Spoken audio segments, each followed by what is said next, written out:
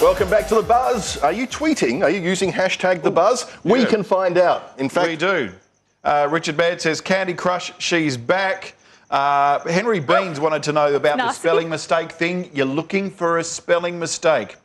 When you find it, tweet it through to us. So the lower third, where we have the graphics on the screen, one of those... Professionally known as supers, guys. Oh, shush. Inside She's an the expert. biz, She's you know? worked in commercial TV. Anyway, it's that bit at the bottom. Yeah. One of them is going to have a spelling error. Identify that spelling error, use hashtag The Buzz, and if you're the first, you'll get the 2 tickets to go to SciTech. There we go. And an annoying cricket on tonight's show, as been noticed by Henry, Richard, Miggs, Michael. Where? Where is it? It's down here, and I can't find it. You're looking for it and you can't find it. It's down there, and you know what it's like when you have a cricket in your bedroom at night, and they're always quite elusive. You don't know where they are, but we'll find it. When you get near them, that's the thing. That's why they keep doing it. Yeah, evil little creatures. All right, time for us to move right along. We've got an app review now. Candice, can you run that town? I can run this town. I'm going to show you how you can run this town too.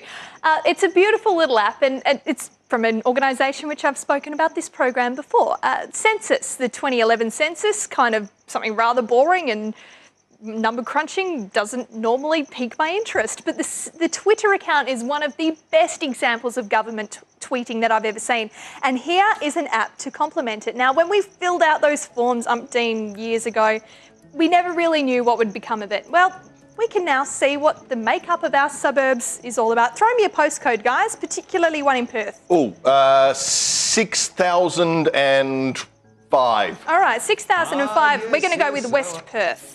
It's voiced by Sean McAuliffe, so it's in the background there.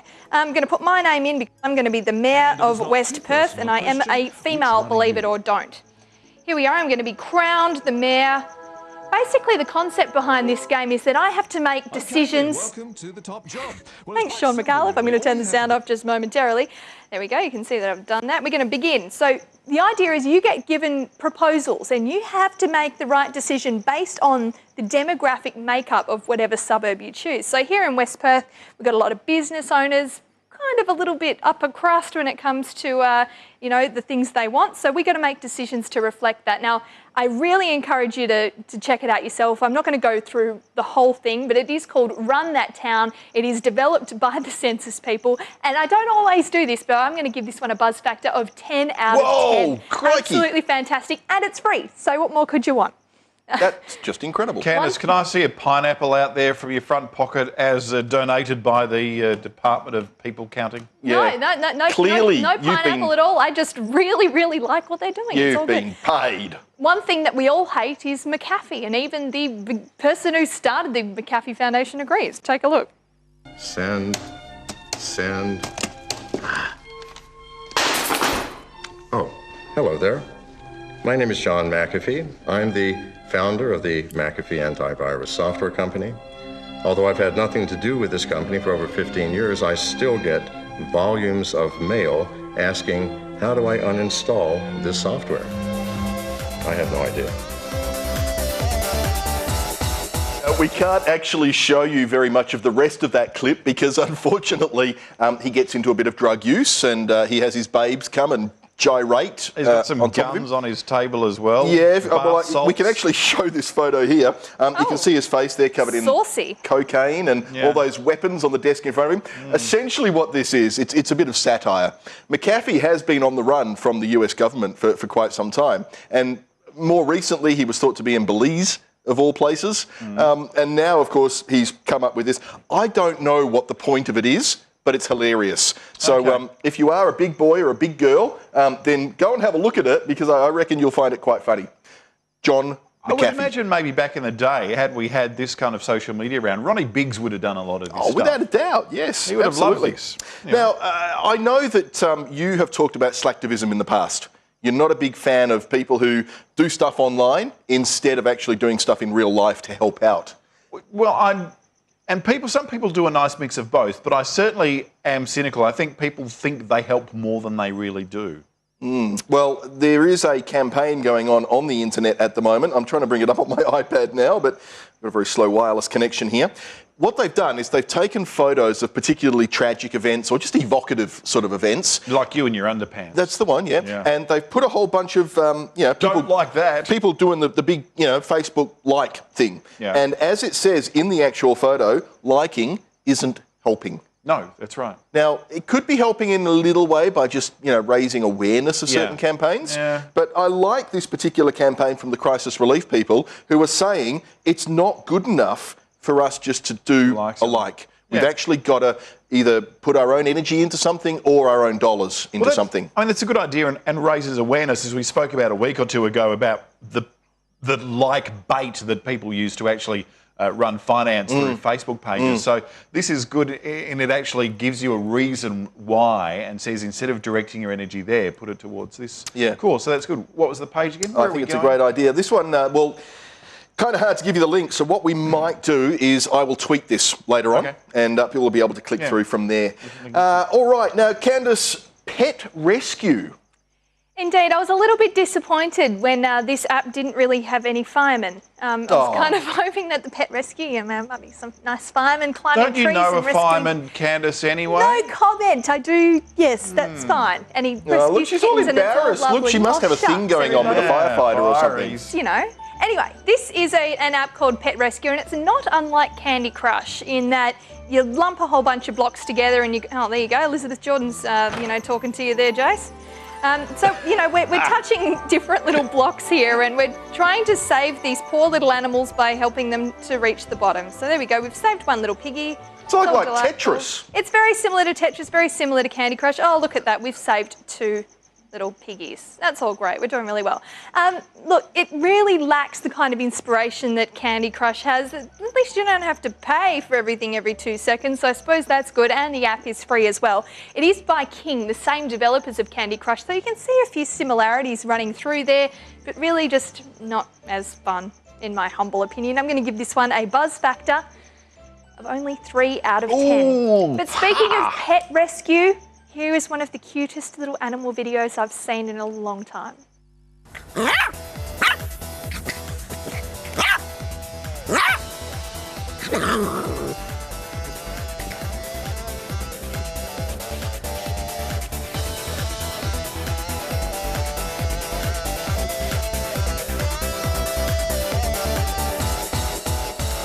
Reminds me of an old, is it a Goodies episode where the animals take over the world, where I think Bill Oddie gets a handle and sticks it into the back of the dog and begins mopping the floor. That's not very nice, is it? No, no, not at all. Terrible. Now, would you, for a good cause, be prepared to give up control of your Twitter account and let someone else tweet through it? If the cause was something I thought was good enough, yes. What about Tourette's syndrome? Yes. I'm resisting. Well, it would be no different to your current account because many Tourette's victims, there's lots of swear words and inappropriate phrasing, just like what you currently do. Right. Although I think even if you have Tourette's, you don't necessarily get it when you're typing. Tics. That's right. Tics. It can be lots of little things, not necessarily just voice. But this is an interesting, slant on activism in social media. Yeah, well, it is, isn't it? So the hashtag Surrender Your Say for Tourette's syndrome, it's a Tourette's syndrome campaign, which, according to them, makes novel use of Twitter to demonstrate the disease's tics. So I'm not exactly sure whether I would give up my account, but certainly tweets like wave our eyelashes at a peanut butter sandwich and stop spitting, bitch. Why wouldn't you give up your account? Just to let them have one tweet. This isn't a little case of slacktivism there, is it? Yeah, I think so, Candice. I'm not a huge fan of this particular campaign. But we just talked about the whole like thing and raising awareness. So you wouldn't just do it for one tweet? For one tweet maybe, but I don't know how long do they actually want it for. I mean, what have I got? 3 followers. You've got 75 trillion. So yeah, but they're all fake. No point me doing it. Look, it's an interesting campaign. If you do want to be a part of it, just follow the hashtag #SurrenderYourSay. And if you want to, if you think it's slacktivism or activism, it's your choice. You can be a part of it. I wonder, what could you do if you wanted to be active about that? What would you do over and above giving them your Twitter account? Would you donate money? Knock and tell people about Tourette's? Screw you! You might think I'm being rude, but I actually... I've just got a problem. Okay. Now, hashtag Red Panda. There was a little red panda in an American zoo that managed to escape. For once, social media really did come to the rescue. Oh, because social media. Within a matter of hours, somebody had posted a photo of the red fox in a garden. Social media is really good at this, as we've seen repeatedly. One of the things it's really good at, and Perth Public Transport Exposed is a good Facebook page for seeing that, somebody publishing information about something, who's this person, where's this dog, blah, blah, blah, and then we're actually finding the person, the dog, the cat, the problem.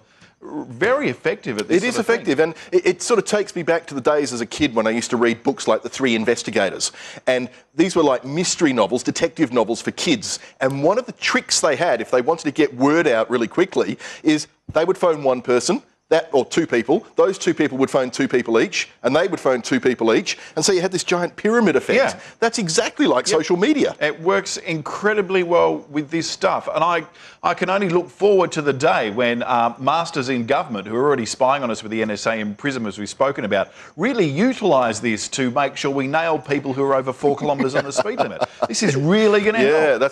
Surveillance. Not indicating wonderful things. Tweet that. Now, red pandas are very cute, but something that's not very cute and something that I am desperately, desperately scared of is spiders, and I'm not alone. I'm not alone. Spider legs or the whole thing? The whole spider.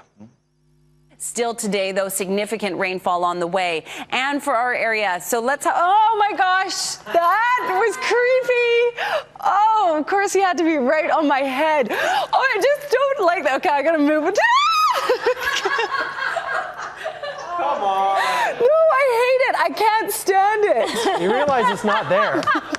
Christy, it's not in the room. It's okay. Oh, my gosh. Okay. That would scare the heck out of me. Yes, anyway, not something that I'm a big fan of. Okay, it's that time of the evening where we get Candice to tell us who we should be following on Twitter. Twitterholics, take note. One thing that we all love here as West Australians and proud Perth peeps is escaping our fair city and heading to the southwest every now and then to enjoy the beautiful beaches we have on offer.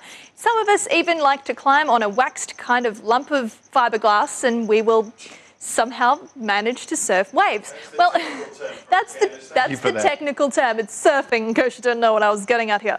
Well, Bunbury Surf, at Bunbury Surf, is a Twitter account you can follow to get some regular surf updates down there, whether it be swimming, whether you're looking to do some body surfing or some legit bona fide surfing, which I am absolutely atrocious at. Follow them to get your regular updates. One of the problems being that you're still going to have to be in 3G coverage, which can be a bit of a challenge when you're down that part of the world. The next one I've got for you is at Hello Perth Freo. They managed to dig up some of the more interesting happenings around Perth, which can be a little challenging at this time of the year when, we're not using our beaches as often, and our weather is, although it's been fantastic lately, it isn't typically as good. So at Hello Perth Freo for something a little bit different to do in winter. The last one I have for you is at Rebel Wilson. Now, she's big Hollywood now, and you'd kind of expect her to be a little bit more high and mighty, but no way. She's not above really getting in touch with her fans. There's no PR person behind her. Candice, Yo. Is she only famous and funny because she's fat? That's a little bit harsh of you. Are people really just famous because they're fat? No, I don't think. But, I mean, what is different or unique or funny about her beyond the fact that she's prepared to take the piss out of herself because of her weight? She plays a character, and certainly not all of her jokes are around her weight. I saw her in Pitch Perfect quite recently, and a lot of her jokes were kind of a bit more bogan or a little bit more self-deprecating as an Australian, or a little bit sarcastic or snarky, and very few were about her weight. So she certainly seems very approachable, I think. Very and that's approachable. What makes her quite disarming with her humour. Yeah, definitely. Very, very real. Shows a little bit of skin, not in the physical sense, but really lets you know who she is. So definitely one to follow, I'd reckon. Back to you guys. Duck face. I guess, how much longer have we got? We seem to have a long show today. What's going on? Well, we've run out of material. That's the first time ever. Will I find some tweets? Let's do that. All right. Well, we can get some tweets while you're doing that. I'm going to communicate with the production team, and I'm going to find out. Henry Bean says, I'm finding it hard to tweet and look at the TV at the same time. Any suggestions? Gareth has given is Twitter Live TV's saviour? There's an interesting article there about Twitter Live, something new. Ice Cream Guy says he's interacting with the buzz only on Twitter and not seeing it on TV. I've got the winner, by the way, Eliza Winter, as far as we know. What was the spelling error, by the way? Frentes. I'm getting communications and I'm not hearing it properly. But Eliza, we will get in contact with you. First time Twitter. Thank you very much for joining us on The Buzz. And thank you to the rest of you as well. Nobody picked the spelling mistake. Oh, really? There's no...